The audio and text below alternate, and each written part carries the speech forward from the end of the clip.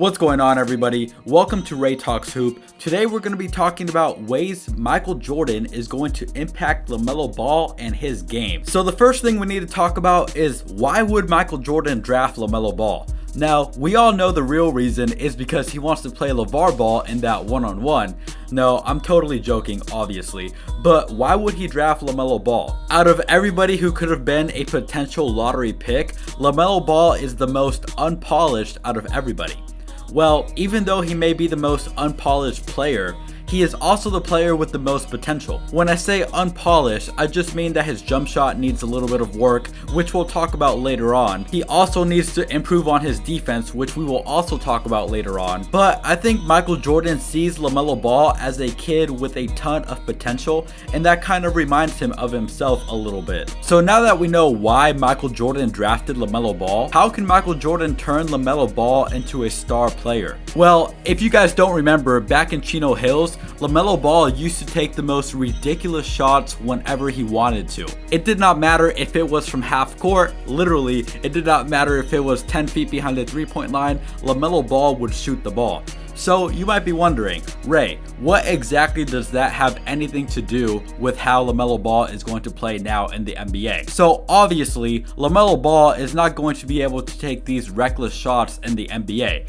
And ever since he got out of that Chino Hills environment, his game has matured to a completely different level, and he's not taking those ridiculous shots. So I don't even think LaMelo would want to take those shots even if he was given the freedom to, but that's beside the point. So the point that I'm making here is, the fact that LaMelo Ball used to take these ridiculous shots shows that he has all the confidence in the world when he is on the basketball court. Now, who does that remind you of? Do we even need a drum roll for this? No, of course, it reminds you of Michael Jordan, the dude who has all the stories in the world of times where he would humiliate his opponents just based on his confidence. There are a bunch of stories on YouTube. You can even check out Mike Korzemba's channel, where he talks about times where Michael Jordan would literally count down from 40 points to show his opponent how many points he's going to score on them. So Michael Jordan sees LaMelo Ball as this young, confident player. Jordan sees LaMelo Ball as this player with a ton of potential. So when you combine confidence and potential, I think Michael Jordan and LaMelo Ball make the perfect pair for one another. So now that we know how Michael Jordan can impact LaMelo Ball from an intangible point of view, how can Michael Jordan impact LaMelo Ball from a more physical point of view? So although LaMelo has all the potential in the world, he is a hustler, he has a lot of confidence.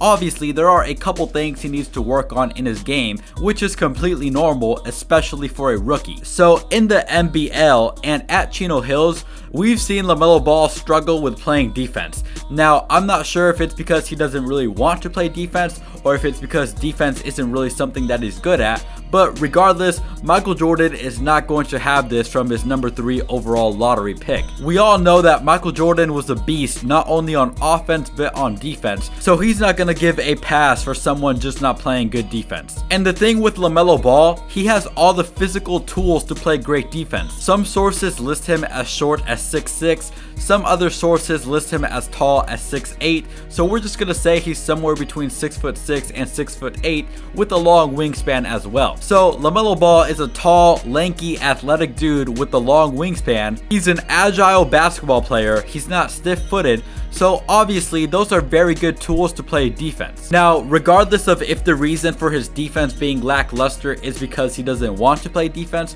or if the reason is because he's just not good at it, either way, Michael Jordan is not going to put up with that, and he is going to make sure LaMelo Ball is playing defense on the court sooner rather than later. Now, the next way Michael Jordan is going to impact LaMelo Ball has to do with his jump shot. In the NBL, LaMelo Ball shot around 38% from 2, which isn't necessarily bad, but it could definitely be better. But from 3, he only shot 25%, which is not good at all.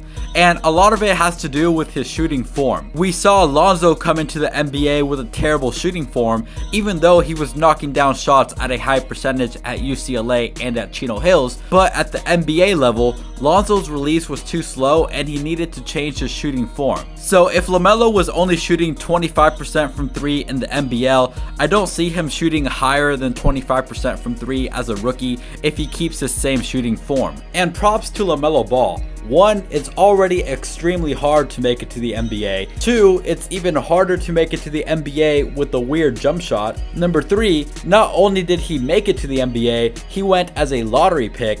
And number four, LaMelo Ball has had one of the most unconventional paths of all time to the NBA. So the fact that he's still here is absolutely incredible. So now that LaMelo is in the NBA, I'm sure we are going to see him turn into an elite shooter and overall scorer. And my guess is that in the next couple of years, LaMelo Ball will be an all-star in the NBA.